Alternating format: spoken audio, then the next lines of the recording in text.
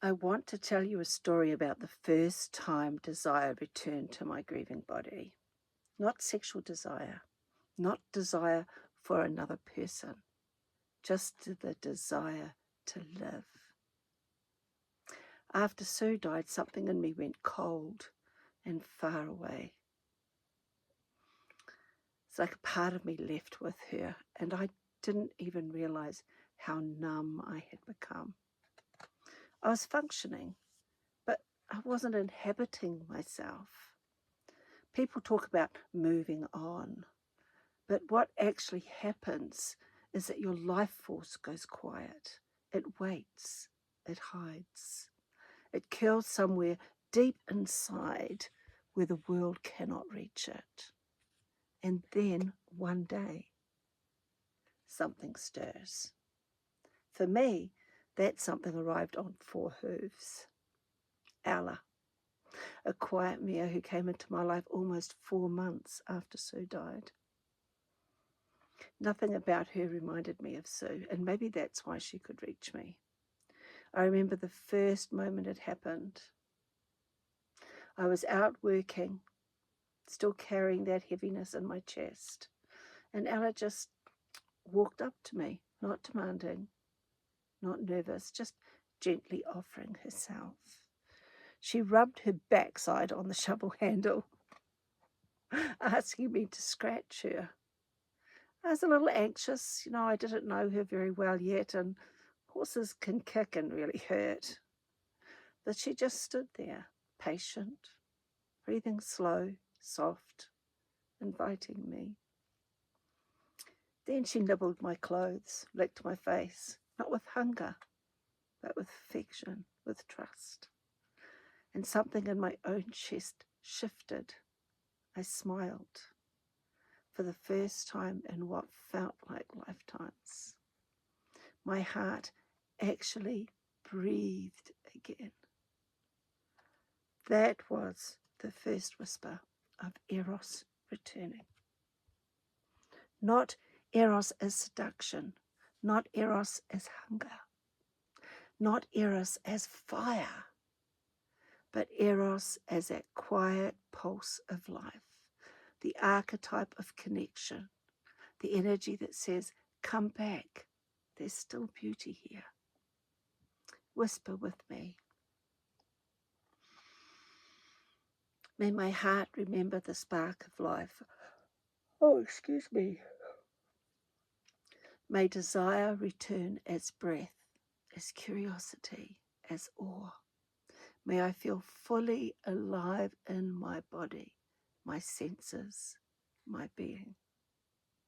May my soul open to beauty, connection, and joy without expectation. May the pulse of life guide me home to myself. Just sit with this for a moment. Feel that intention settle into your body, settle into your cells. Just feel how everything just feels a little bit vaster. And you can use the following for journaling. I allow desire to return to my body, not as hunger for another, but as a gentle awakening of life within me. I feel my heart breathe, my senses waken, and my spirit expand. I honor the small wonders, the quiet connections, and the beauty in the everyday. I am open to being fully alive here, now, in this body, in this life. And type below, I am open to being fully alive here, now, in this body, in this life, to anchor your intention. Eros is the first whisper of life to return, and it really arrives loud. It comes in these small, unexpected invitations. A gentle horse leaning her whole weight into your presence. A soft nose on your cheek, a moment where trust moves between your bodies without a single word. After that day, I started to see beauty again, And for the first time since Sue left, I picked up my camera, not to create anything spiritual, not to prove anything, just to remember what wonder feels like.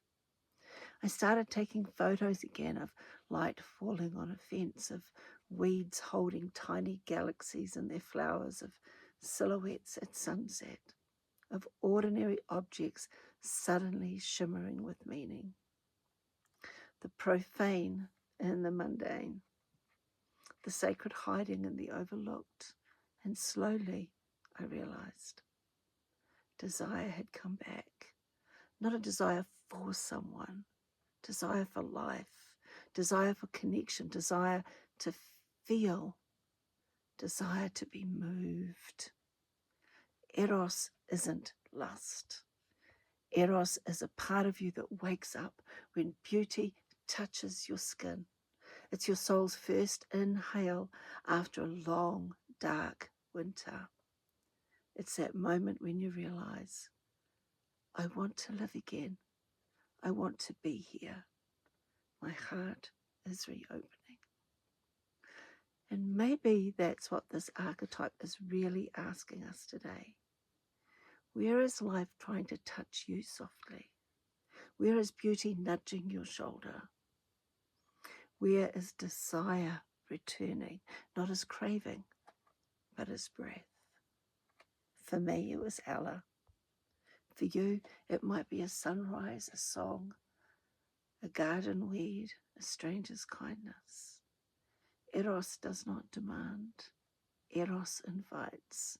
And if you let it, it will lead you right back to the center of your own aliveness.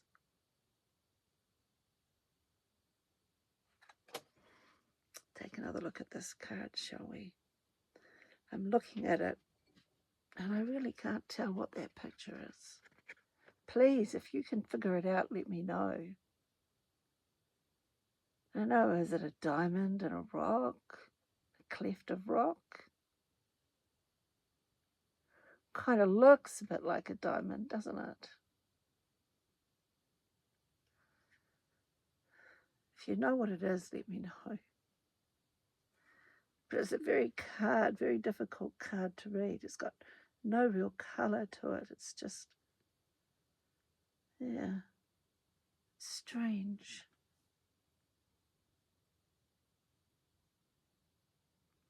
There are a couple of poems that speak to Eros, and I'm including them in the description, references to them so you can check them out, just to kind of like feel into the energy of this archetype.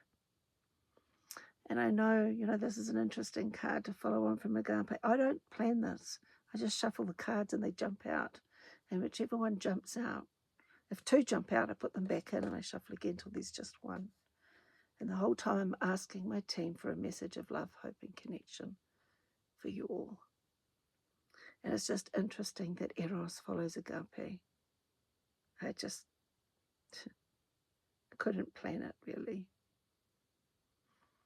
But my team knows what we all need. And I know when I was growing up, I learned that Eros is passion, right? It's that passionate love that you have, the lust for another person.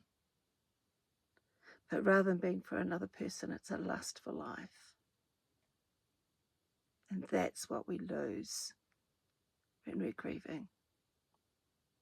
And the moment that Eros comes back into our lives again, we start to want to live again.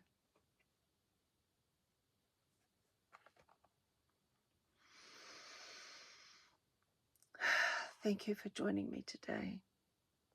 Thank you for taking this time out of your day to listen to me talk about love, about hope, about connection, and about returning to your body.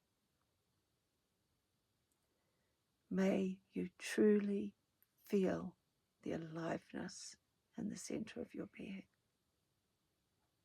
as you walk through the day. And have a beautiful, blessed day. I'll be back again tomorrow with another daily sacred soul message. Thank you. Shlama.